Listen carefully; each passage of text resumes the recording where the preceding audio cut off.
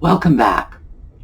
So it's Project Sunday here, and this is our project. Now, I'm going to give the camera a minute to refocus so you can see how filthy this little critter is. This is Jocelyn's doll. It's a bitty baby doll. We've got the price tag on it. Can you see $1.99? And Jocelyn got this doll at Goodwill the same time I grabbed a Cabbage Patch doll. And both dolls needed cleaning, but they needed different kinds of cleaning.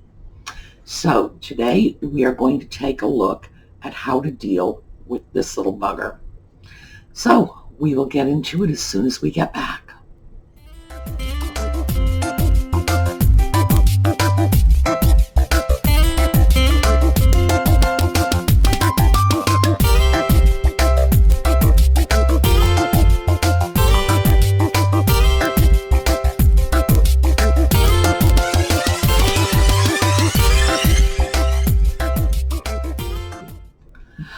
Okay, before we get started, let me just quickly mention that I'm trying a different camera angle, and I'm afraid it's not very well lit and not very bright because basically I'm just sort of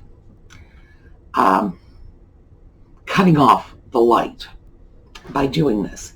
But I'm hoping that maybe you will be able to see things a little better while I'm working at it here. So let me know if you like it. We'll do this again. If you don't, it just goes off the table. But you need to tell me. So first thing we are going to do with this little bugger is get rid of this onesie. Now, I'm assuming this is the doll's original clothing. I don't know. This is not a doll I've ever been involved in collecting. It doesn't have much appeal for me. So let's take a quick look at our tag. Separately line dry.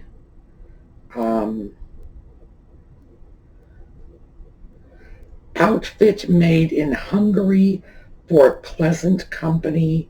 Hand wash in cold water. Okay, well, now we know what we're doing with this.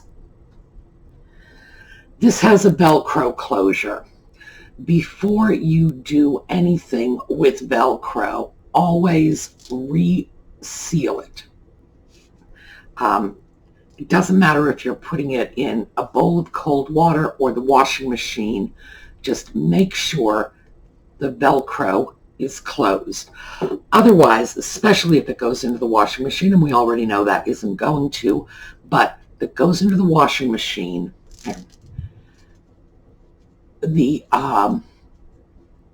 this is the hook part. They call this a hook and loop tape. This, I guess, is the loop part. It's actually a soft cloth, so things have changed. This is the plastic side. As you can see, it's already picked up a lot of lint. And if you throw that in the wash, it's only going to pick up a lot more. So whenever you deal with Velcro, just snap it back together and then wash it. And it will help keep the Velcro a little cleaner. Now, good heavens. Okay, I don't know if this is supposed to be on this baby. We have a little Sesame Street Band-Aid on the baby's leg, so it doesn't matter, I'm taking it off. If it goes on there, we'll just put it back. I'll ask Joss. She had one of these. No. All right, interesting. Let me get this. Can you see that little spot? It's a little red dot. Baby has a boo-boo. Something else we're going to need to clean off. Somebody put a Band-Aid on it, and now it's got, well, we've got adhesive all over that we're going to need to deal with. surprise on that one. We have a naked doll now. Okay, it says pleasant, so that is its original outfit. Now, the first thing we're going to do is it's got this string right here at the neck. We're going to untie this. It's a lace. It's got the same shape and feel of like a bootlace, a heavy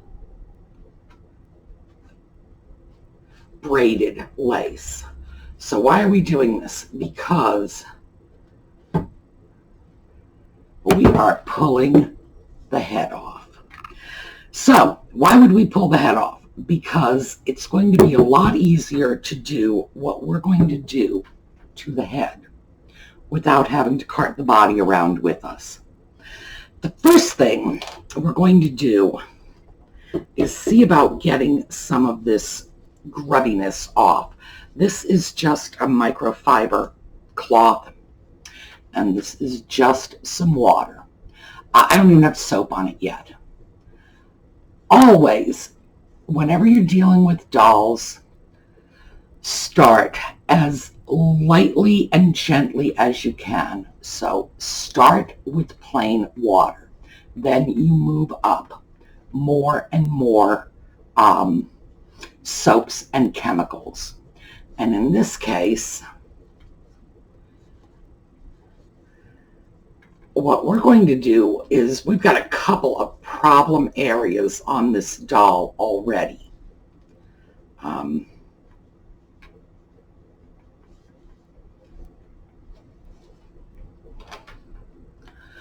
Okay, wipe that off.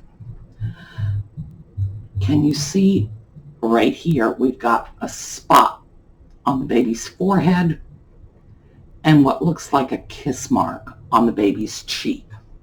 And remember, we have this little red spot here too on the shin.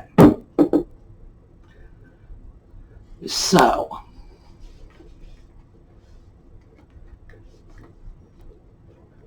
we also have a lot, I did the same thing again. I got it wet and then it'll reflect in the camera light.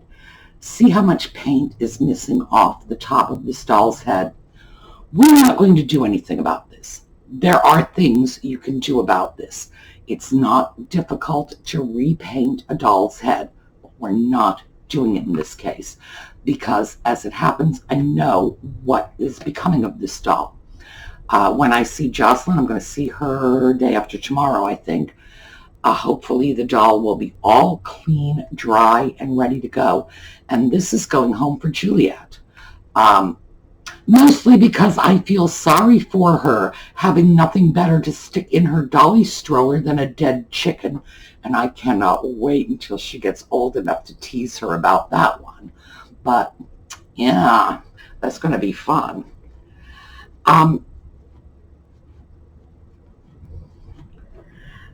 What I am doing, and it has to do specifically with the type of staining on this doll. We have this, which is probably an ink stain, and this, which is probably a marker stain. Impossible, right? Oh, yeah. This, well, here, let me show you the package first. This is a product called Removes It. You get this online from a company called Twin Pines of Maine. This is what it looks like. This is just a regular orange stick, no big deal. I'm just scooping some of this out. And I am going to pop this all over these stained areas. What this will do, and by the way, this is like a doll restorationist's great secret ingredient. But it's not secret anymore because I just told you about it. This will take the green staining off Barbie ears. This will take, hopefully, the marker off this doll. Any stain that has gotten absorbed into the vinyl. This will get it out again.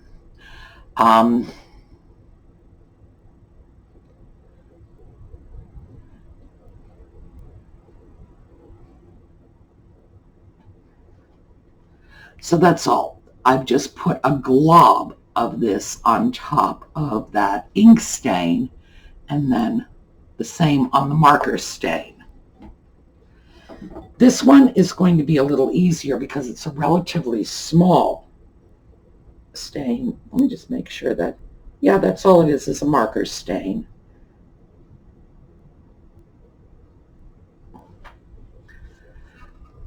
All right, now let me show you. See, there's a nice, good-sized dollop on that. So what do we do now? We just wait. If you have really bad staining, a product like removes, well, actually, I shouldn't say a product like removes it because that suggests there are other products like removes it. There are not. If you want to get stains out of plastic or vinyl that have soaked into the surface of the plastic or vinyl, you're going to use this or you're not going to get it out. It has a date on it, and this one, best if used by November 2019. So mine is a little out of date, not too much out of date, fortunately. In another few months, I'm just going to throw it away. It is expensive. It has a limited shelf life. See how much I have left in the tub? And this is practically full. I'm going to throw it away anyway because once it gets too far past its use by date, it's not any good. Right now, we're within 6 months. We are okay. But we definitely have to keep this in mind. This is what we are going to do. We're going to dump it, period. So what will happen is over the next couple of days, I'm going to clean this off. I'm going to let this dry and harden, scrape it off, put more on. If I don't feel like it's working fast enough, I can boost it a little by putting it out in bright sunshine. Bright sunshine really does help. So that's what we are looking at right now. One more thing I wanted to show you, because now that we've done this, most of the rest of this is just going to be hurry up and wait. And of course, we're going to go back and revisit this. I'm going to show you what this looks like when it's done. Take a look at those sleep eyes. One sleep eye, this one, has been sticking. So what happens with sleep eyes? There is a really easy way to deal with sleep eye problems. If you have a doll with sleep eyes and the eyes stick, or if the eyes get cloudy, and this is amazing because it's just, you watch it change right in front of your eyes. Hair dryer. Okay, pardon the noise.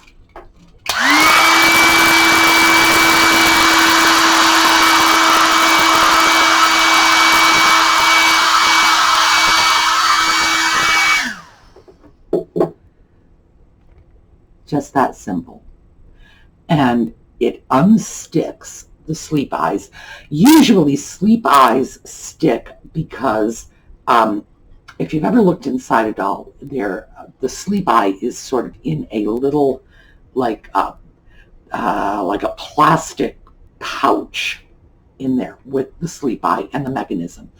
Usually they stick because whatever they use to lubricate it has gotten a little gunky. Heat it up and it will move more easily. Also, it will eliminate the cloudiness. If you've had older dolls with sleep eyes, you know what that's like. You've got cloudy, foggy eyes. Good heavens, it's like, seriously, it looks like your doll has bad glaucoma. Can you get in there, fix it all up? So, hair dryer for the sleep eyes, removes it for setting stains. When we wash, we start. We go from water to a little bit of soap. Oh, I have this here in case anything got really out of hand. Magic eraser, those are my standards. We are not repainting the doll's head because this doll is going to a child. Would we repaint a doll head? Maybe if it were going to an adult collector, and you find Barbie collectors who do this all the time. If it were going to an adult collector, yeah, you might well find somebody willing to repaint the head. Don't do that if it's going to a child. Kids put their mouths on their dolls. They put their dolls, it's just what they do. I know it sounds disgusting, but we all did it when we were kids. We'd run around, stick the doll's hands in our face. But you don't want to do that with paint. So this is where we're at now over the next couple of days. As the removes it hardens, I'm going to scrape it off. I'm going to put some more on. I'm going to let it harden, scrape it off. And eventually, oh, by the way, as I scrape it off, the one here on the cheek with that sort of brilliant, it looks like iridescent red marker, the removes it will come out pink. The removes it will come out, probably this is dark blue on this, because it will absorb the stain out of the vinyl. That's why this is such a great cleaner. Like I say, we will follow up on this. Oh, and this is going to get washed. The body, I'm probably going to hand wash this because, as you can see, we're fully stuffed. But this is going to be handed off to a child, so it has to be washed. Same thing with our little outfit. All right. I do not have a photobomb kitty here for you today, and I'm sorry about that. It's a beautiful day. He went out. I have no doubt that he is sleeping on the neighbor's porch. You know, he does that, or crawls into their houses. This embarrassing little cat. So we're just going to have to carry on without him. I have gone over to the section called Romantic Stories of Words About Women. And as I mentioned before, this was written in 1950 by a man,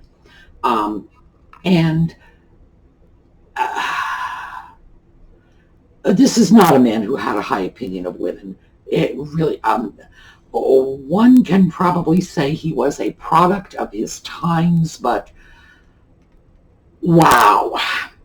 So we're going to have we're going to have to take a look at this and sort of make an effort not to judge too harshly. The last line of the introductory paragraphs are, so the words that follow may help us the better to understand women. I doubt that. Alimony, eating money. We have in English the word aliment that means food. This traces to the Latin alo, nourish. So the way the most of our divorce laws are written now, if a wife sues for release from her bonds, she expects alimony, which etymologically is really eating money. Next up, alluring. From falconry. When falconry was at its height in England and on the continent, a lure was a device used by hunters to call back their hawks. It consisted of a bunch of feathers with a long cord attached. It was from this contraption that the hawk was fed during his training period, hence the attraction. So when a girl purposely allures a man, she is using the deceptive methods of a hunter. We have inherited the word from Old French, allure, a meaning to, and lure meaning bait. Again, poor opinion of us. Auburn. Blonde to red. Lots of mistakes have occurred in the making of our language. For example, the Latin word alburnus meant fair-haired, literally like white, for alba meant white. Alburnus passed over into Old French and Middle English as auburn, and then, of all things, got confused with the native word brune, which meant brown. So the alburnus, or fair-haired girls of ancient Rome, and the Roman clubmen loved their blondes, became the auburn or reddish brown-haired girls of today. Bevy, merely a drinking company. The Latin word bibere meant to drink. This became bièvre in Old French. One of its derivatives came into our language as beverage, that which is drunk. By the same path, bevy seems to have entered Old English with the meaning a group of drinkers, and then changed to signify a small group of birds, animal, or people, the people usually being women. In the late Middle Ages, a bevy was a company of roes, larks, quails, or ladies. The Latin term bibere perhaps also contributed the baby's bib to our language, for after all, a bib does have to imbibe the moisture that the baby spills. Let's move on to one of my least favorite words in the English language.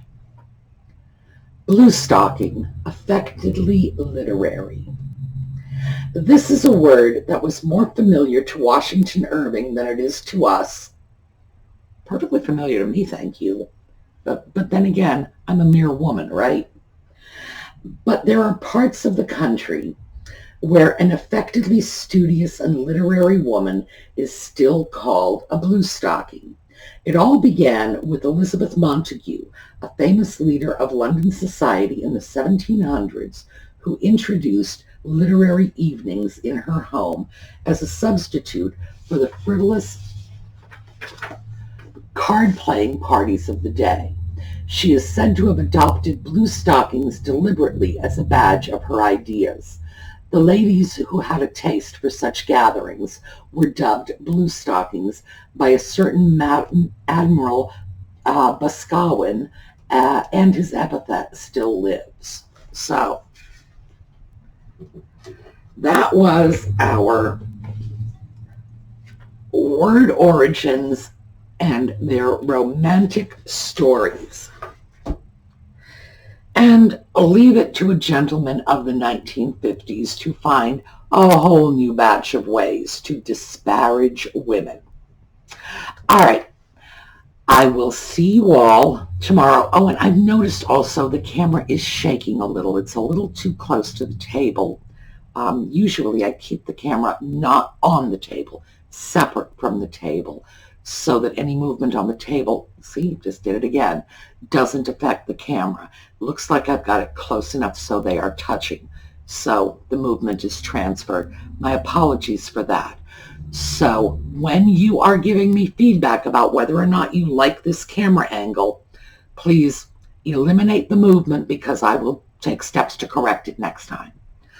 All right, meantime, we have 2 of Randy's necklaces going out to Linda Fiore and Teri Smith. If you are Linda Fiore or Teri Smith, definitely get back to us. We also have that very pretty picture frame by Karen Hopper. That's going next. And if you're interested, thank you, Karen. That's how you enter the giveaway. If you are entering the giveaways, please, please, please be considerate and show up for the naming of the winner so that we can get your giveaway gift off to you quickly so that we can move on to the next one. I'm assuming that if you signed up for the giveaway, it means you want the item.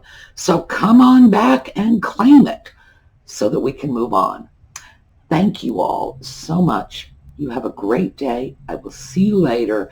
And I will tell Audie that everybody missed him, but it's a nice, sunny, warm day out, so I didn't think there was much chance he would come back. He will come back, of course. I mean, he will come back, obviously, but just this is a little early for him to want to be coming back on a nice day. So, yes, I will let him know he was missed. See you all tomorrow.